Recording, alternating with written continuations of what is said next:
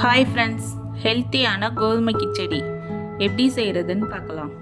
இன்றைக்கி இதுக்கு ஒரு கப் கோதுமை குருணையை எடுத்திருக்கேன். இதை ஒரு கடாயில் லைட்டாக 2 நிமிஷம் வறுத்து எடுத்துக்கோங்க. வறுத்த கோதுமையை இப்போ ஒரு பவுலில் மாற்றிக்கலாம்.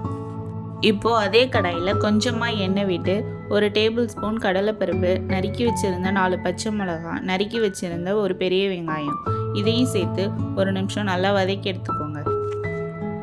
வெங்காயம் வதங்கினதுக்கப்புறம் தேவையான அளவு உப்பு சேர்த்து அது கூட நறுக்கி வச்சுருந்த ஒரு பெரிய தக்காளியை சேர்த்து வதக்கி எடுத்துக்கோங்க. இப்போ இது கூட நறுக்கி வச்சுருந்த ஒரு கேரட், 10 பீன்ஸ் இதையும் சேர்த்து ஒரு 2 நிமிஷம் வதக்கி எடுத்துக்கோங்க. காய்கறி நல்லா வதங்கினதுக்கப்புறம் அது கூட 2 கப் தண்ணி சேர்த்து இதை ஒரு 5 நிமிஷம் கொதிக்க விட்டு எடுத்துக்கோங்க. இப்போது தண்ணி நல்லா கொதிச்சதுக்கப்புறம் அது கூட வறுத்து வச்சுருந்த கோதுமை குருணையும் சேர்த்து ஒரு 2 நிமிஷம் கைவிடாமல் கிளறி எடுத்துக்கோங்க. கோதுமை குருணை தண்ணியோடு சேர்ந்து நல்லா வெந்து கெட்டியான பதத்துக்கு வந்துடும். இது கூட 1 டேபிள் ஸ்பூன் நெய் கூட ஆட் பண்ணிக்கலாம். அவ்வளோதான், டேஸ்டியான கோதுமை கிச்சடி ரெடி.